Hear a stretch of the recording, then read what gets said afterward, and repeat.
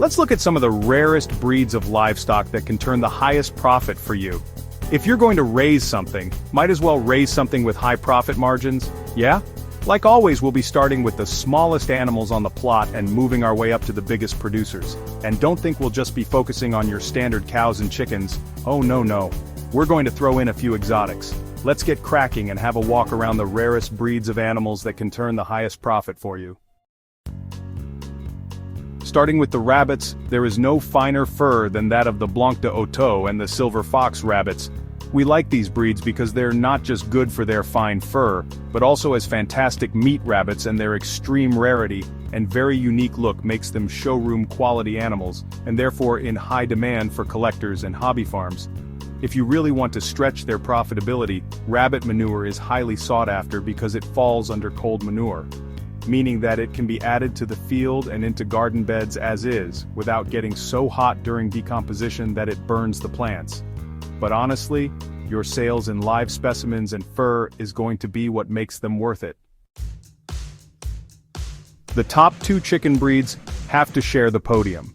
We've settled on 2 classifications, most productive and most rare. The most productive heritage breed out there are the Leghorn chickens. They lay 320 eggs a year on average. They're also a very good meat chicken, and they're pretty hardy and well-rounded as a breed. As far as profits from an agricultural standpoint goes, they offer the widest range of sales from a breed. But they certainly aren't rare. The rarest chicken on the block, and the one that'll cost you the most to procure, is by far the Ayam Kamani. These beauties are pitch black from their beaks to their internal organs, and a purebred hen can clock in at $50 a piece. As a prize breeding chicken for collectors, they will make you a nice profit, that's if you can breed them. Ayam Samani cannot be trusted to hatch their own eggs, since they're terrible mothers, and they aren't the best egg layers either. Even after all the effort to hatch them with the use of incubators, not all of your chicks will meet the preferred breed standard by being completely black all over. It's an art and a science. But if you can manage to get it right, then go for it. Don't be fooled by the internet, their eggs are not black, they look normal. This isn't the first time that the Beltsville white turkey has made an appearance on this channel, and for good reason. These critically endangered birds are far superior to the larger turkey breeds in all ways. They've been almost forgotten about simply because the USA prefers all of their animals as large as possible. Unfortunately, breeding for size leads to more complications than your wallet can handle. Turkeys are notorious for being bad egg layers, having terrible maternal instincts, and experiencing enormous chick mortality rates. The Beltsville White, on the other hand, has none of these problems. They are one of only 2 breeds that can be trusted to lay and hatch their eggs without your help, and they are better free-range birds than most chickens. So, growing out a flock and feeding them for as little as possible is finally feasible for the turkeys. Cost-effective, highly sought after on the showroom floor because of their rarity and ultra-productivity. What more could you want from a bird? Since we're currently on the fowl, why not take a look at the ostriches? Here, you actually have a viable livestock that's worth more to you than just fashion and show pony prices. On this channel, we personally prefer animals that are productive, since we aren't all that fond of the terrible breeding practices that haunt the showroom floors anyway. That said, you won't have any trouble selling them to hobby farms, petting zoos, and collectors for a higher price than you would as a production bird. Ostriches have such a wide market range that it's a little perplexing why they've only stepped out of the safari circuit in recent years. Let's start with the meat. It's more comparable to game meat than it is to fowl. 200 pounds of red meat, that's without the bone taken into account, is an enormous amount of product from a single bird. Given that they're pretty no-nonsense to feed and care for overall, the sheer amount of sales more than makes up for their rearing costs. They don't lay all that many eggs, so you'll be using the eggs mostly for breeding purposes. But on the occasion that they do lay out of season, the eggs are sought after for decor, crafts, and by carvers who decorate and bejewel them into stunning works of art. The only downside to rearing ostriches is that they cannot abide the cold. Raising them in a place that gets any kind of snow is out of the question, and then there's the fact that they are a rather temperamental animal to work with, so you need to have a firm hand and a sense of humor, and 911 on speed dial. Moving on to the hooved varieties, there are few breeds that can compare to the Arapawa. These hardy little survivors were forgotten about on the New Zealand island of Arapawa, hence the name. And there they developed such a will to survive that almost no disease or parasite can get these feisty guys down. They are probably the breed that requires the least amount of human intervention to get by. They can find sustenance in the most unforgiving environments, birth and care for their young with no help from you. They are tiny compared to average goats, barely bigger than pygmy and dwarf varieties. Regardless of size, we have a case of an animal that is almost pure profit. Cost-effective and minimal labor from you make the Arapawa one of the cheapest livestock you can keep on your land, but also an impossible breed to find. If you can get your hands on a breeding pair, they are very, very rare in the United States and can fetch a much higher price tag because of that. Rhea birds are the smaller relative of the emu and the less temperamental one. Emus are notorious for being extremely short-tempered and aggressive. Rheas stand at around 5.7 feet tall and usually weigh about 60 pounds. Besides delivering good quality red meat and fine leather, their feathers are even more valuable than emu or ostrich feathers. Their feathers are used in boas, fans, and as a general fashion accessory on garments. They're also more sellable to hobby farms, petting zoos, and as pets than their bigger and rather bloodthirsty relatives are. Ramaldale sheep might seem like there are a lot on the market, but most of those that you see up for sale are not purebred.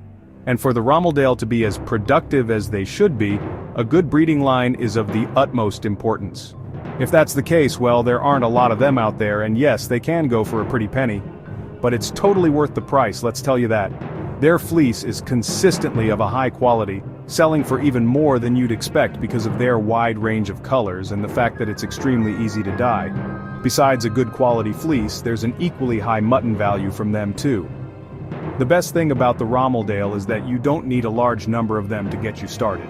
Ewes have a habit of twinning and triplets are common too, so your flock is going to grow out in record time. They're good, hardy foragers that are on the easier side to rear as far as health and lambing go.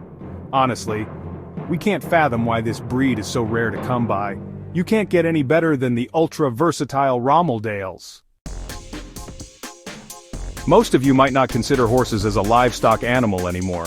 The rise of the Industrial Revolution saw their use on the farm being made obsolete, but we disagree. Horses are very much still valued by many communities and small holdings for their sheer strength for labor and their owners' deep devotion to them. None fulfill these qualities better than the Fjord horses. Fjords are probably the oldest breed of horse in existence, and they are the most closely related to their original steppe horse ancestors. Fjords are the most friendly and loving breed you can have, and despite their rather small and stocky build, they are incredibly strong. Back in the day, the Vikings rode them into battle, and when they returned to the village they were strapped in and used as draft animals. They even lived in the same buildings as their masters when the snow became too deep to allow any human or animal to step out into the bitter Scandinavian winters. No other horse can tolerate such close, extended contact with humans. Then they have value on the sports circuit as well. They are very obedient, smart, and surprisingly nimble athletes, putting them in the class of competitive sport, specifically for the complex art of dressage. Given their rarity and unique appearance, it shouldn't come as a surprise that they're very expensive to get. But they're on our list because of the wide range of skills they bring to the table too. Sport, show, draft, riding and companionship. There aren't a lot of breeds that can do it all like the Fjords can. The largest donkey in the world is the French-bred Poitou. This gentle giant is by far the most majestic and the most critically endangered of all of the donkey breeds. At this time there are only about 500 purebred specimens left in the world, 119 in the United States. The Poitou is smart, sweet, and has a habit of getting extremely attached to its human handler. Their value lies in their ability to crossbreed amazing draft mules, but let's be real, their greatest value is being adorable. Poitou can go for anything between $5,000 and $15,000 apiece, more if breeders and collectors start bidding on them. And those who have males will typically loan them out for breeding to help expand the registry, but do expect it to cost you. Poitou owners are some of the most passionate fighters for their endangered donkeys. They're desperate to get their numbers up and they're willing to go to great lengths to get pairs together for breeding. So if you're thinking of getting a Poitou, talk to the owners you're buying from and arrange to join in on breeding pockets. You won't have a shortage of support, that's for sure. Alpacas come in two breeds. The Huacaya, that's pretty common and also the breed most of us have seen. And then there's the Suri alpaca with much finer and longer fleece. The Huacaya's fleece is almost exclusively used in textiles and in industrial applications, but the Suri reaches over to the fashion industry too, making them much more valuable and sought after. The fleece isn't just silky and luscious, it's hypoallergenic too. All alpacas are fantastic grazers and generally healthy, so they'll be cheaper to rear than most other kinds of livestock. The only real concern is their fleece care. If you're going to get the best quality from your Suris, then they require high-quality feed and regular shearing. For the cattle, we have the criminally underrated and critically endangered Kerry cattle. When we say criminal, we mean it. There is no reason that this breed should be in as much trouble as they are. Besides delivering a very good cut, they're also very good milkers. They thrive in harsh conditions and are productive well into their older years. Their feed conversion is highly efficient, and you can expect a 300-pound takeaway after slaughter.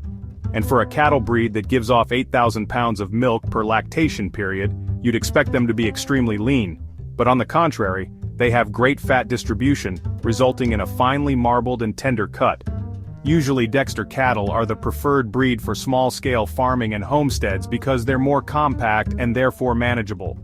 Kerrys are the same size, equally even-tempered, and they produce more milk, better fat distribution, and are just as hardy, healthy, and cost-effective as the more popular Dexters.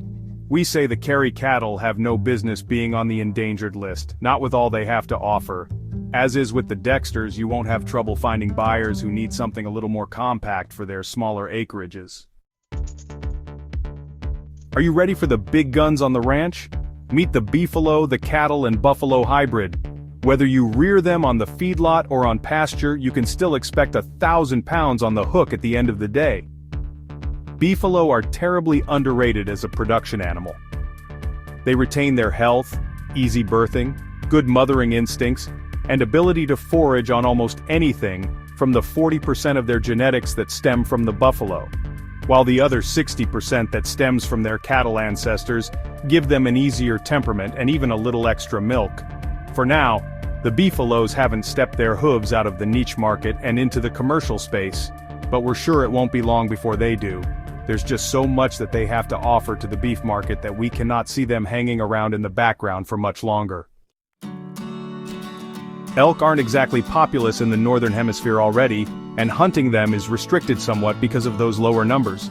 This can be easily remedied by actively farming them, and you'd be surprised at how easy they are to rear. Elk are a little more chilled out than cattle, and they are predictably healthier. Their foraging capabilities are second to none. Remember, they manage to survive in the harsh and unforgiving Canadian winters, so it shouldn't be surprising that they can take care of themselves without your help. Besides a good-sized carcass, there's velvet and leather to consider too. Seriously, elk need more eyes on them as a viable large-scale farming option for those of us who have a little more land to work with, but might not have as many hands needed to rear conventional cattle.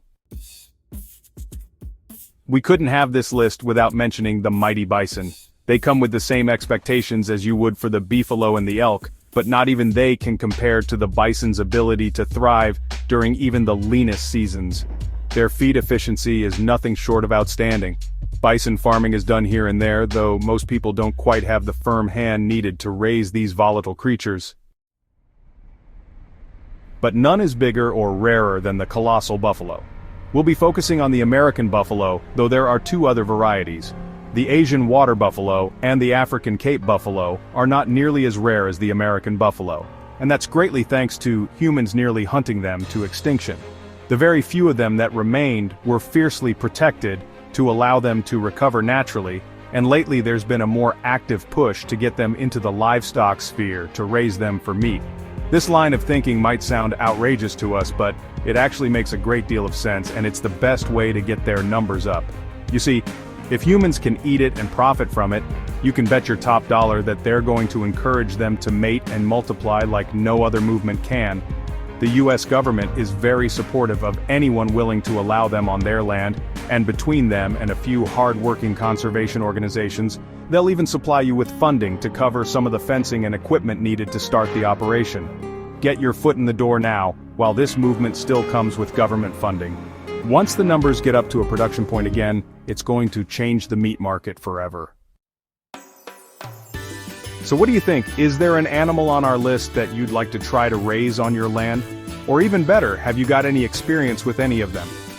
There is no greater feedback than from those on the ground who are, or have, worked with the animals that are featured on our channel. Please give us your 2 cents in the comments below. We'd love to hear about your experiences. Or if you're just passing through, don't forget to hit that like button and to subscribe so you don't miss any new uploads from us. See you again next week. Cheers!